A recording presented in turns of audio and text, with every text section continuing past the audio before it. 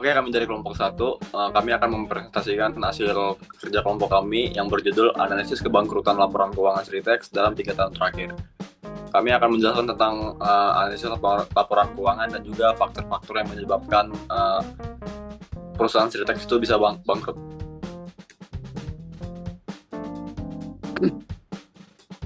Yang pertama latar belakang. Jadi di sini kita akan membahas tentang Sritex yang dimana produsen tekstil terintegrasi terbesar di Asia Tenggara dan juga pemasok seragam militer di dunia. Krisis ini diakibatkan dikarenakan pandemi COVID-19 dan adanya guncangan rantai pasar global, kemudian serbuan produk impor murah dari Tiongkok dan juga utang yang sangat tinggi. Jadi puncak akhir itu sekitar dari tahun 2024 sampai dinyatakan oleh PN Niaga Semarang.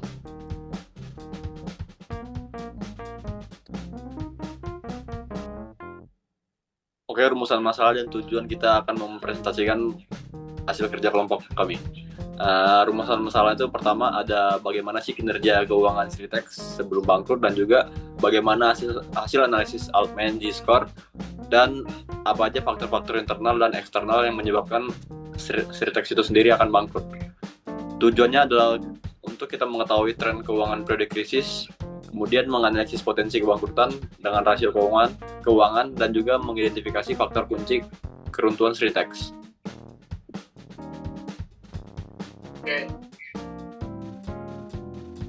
Oke, berikutnya adalah landasan teori dari Altman Z-score-nya. Jadi untuk memprediksi kebangkrutan pada perusahaan manufaktur go publik, metode Altman Z-score paling sering digunakan.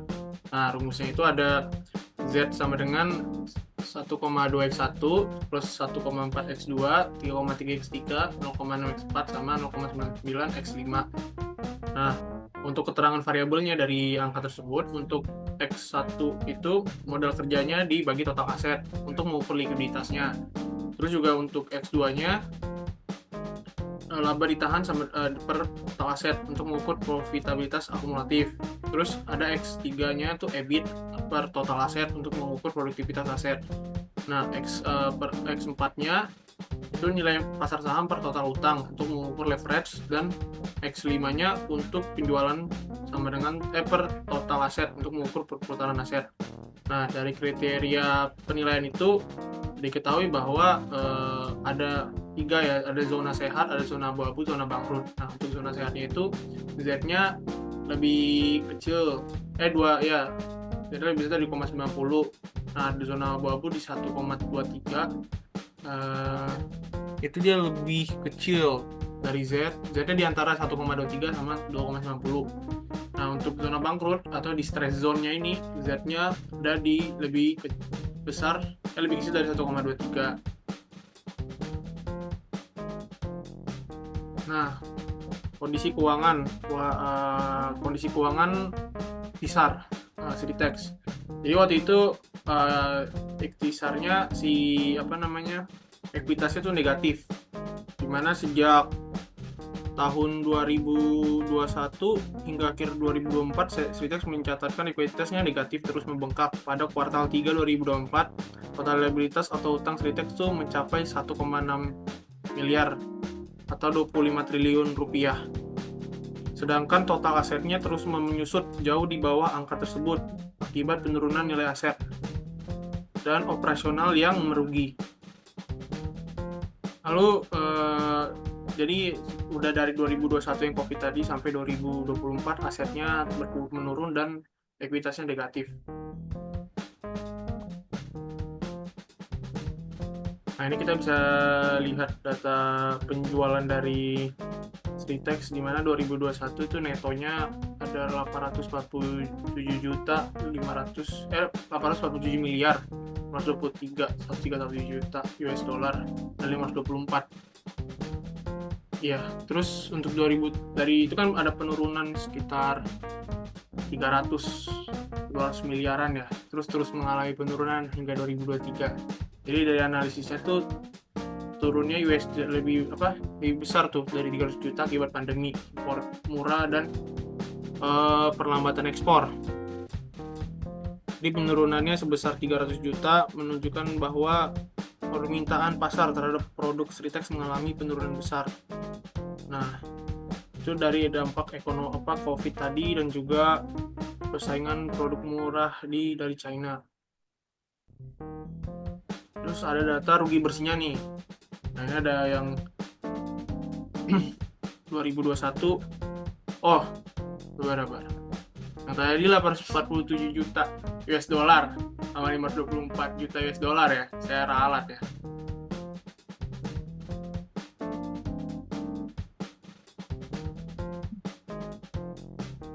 Oke, sekarang data rugi bersih 2021 sampai 2022. Ini diketahui dari data yang kita dapat, ini ada 1 miliar ya, tiba-tiba turun drastis ke 395 juta US dollar. Dimana liabilitasnya tuh asetnya tuh di bawah liabilitas, terus defisit modal, ekuitasnya negatif. Itu penjualan hanya sebesar 524 juta US dollar, sedangkan beban pokoknya itu 791 juta. Artinya perusahaan mengalami rugi bruto yang sangat tinggi ya, kerugiannya 266 juta. Jadi kegiatan operasional utama perusahaan sudah tidak menghasilkan keuntungan lagi. Jadi dari hal itu memiliki beberapa hal yang terjadi juga dari penurunan itu. Ada beban bunga yang tinggi, terus kerugiannya jadi selisih kurs, penurunan nilai persediaan, dan kerugian aset tetap. Jadi itu menjadi memperburuk keuangannya Sritex. Aja akan dijelaskan oleh teman saya, Frisma.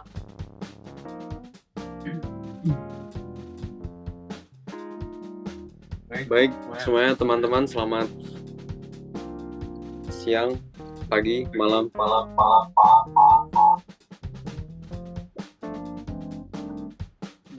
Yang selanjutnya data ekuitas negatif pada tahun 2021 terlihat di data total ekuitasnya sekitar 389.449.277 US dollar, dan pada tahun 2022 total ekuitasnya sekitar 781.018.569 US dollar. Data berasal dari laporan perubahan ekuitas perusahaan Sritex. Indikasi insolvensi, utang melebihi aset, tidak mampu menutup kerugian.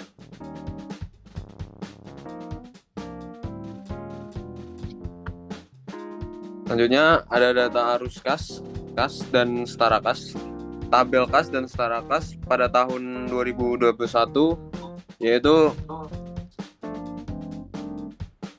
8.739.530 US dollar. Pada tahun 2022 kas dan setara kasnya yaitu 16.326.481 US dollar. Dan pada tahun 2023 yaitu 2.468.57 US dollar. Sumber data laporan arus kas dan laporan posisi keuangan dari Sritex. Analisisnya yaitu kas sangat kecil dibanding utang miliaran dolar, yang artinya itu krisis likuiditas.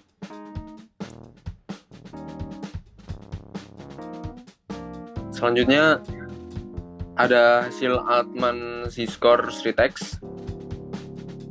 X1 yaitu modal kerja atau total aset yang berarti negatif. X2 dan X3 yaitu laba ditahan atau total aset. EBIT atau total aset yang berarti negatif. X4 yaitu nilai pasar saham atau total utang yang berarti mendekati nol. Kesimpulannya yaitu Z-score yang lebih kecil daripada 1,23 bahkan minus mengalami zona kebangkrutan atau bisa disebut distress zone sejak sebelum mengalami kepailitan. Oke, selanjutnya akan dijelaskan oleh teman saya, Farid. Oke, jadi untuk faktor penyebab kebangkrutan PT Sritex itu ada dua, yaitu internal dan eksternal. Untuk internal tuh ada dua juga. Yang pertama over leverage atau utang berlebihan, ekspansi agresif. Lalu kedua ada krisis likuiditas, yaitu tidak bisa membayar bunga dan pokok utang. Lalu yang untuk faktor eksternal itu yang pertama ada karena pandemi dan perang Rusia Ukraina. Jadi ini akan mengganggu rantai pasok dan ekspor. Lalu kedua ada banjir tekstil impor ilegal Tiongkok. Itu menjadikan harga yang tidak kompetitif. Lalu untuk kesimpulan akan dilanjutkan oleh Elisa Pasari.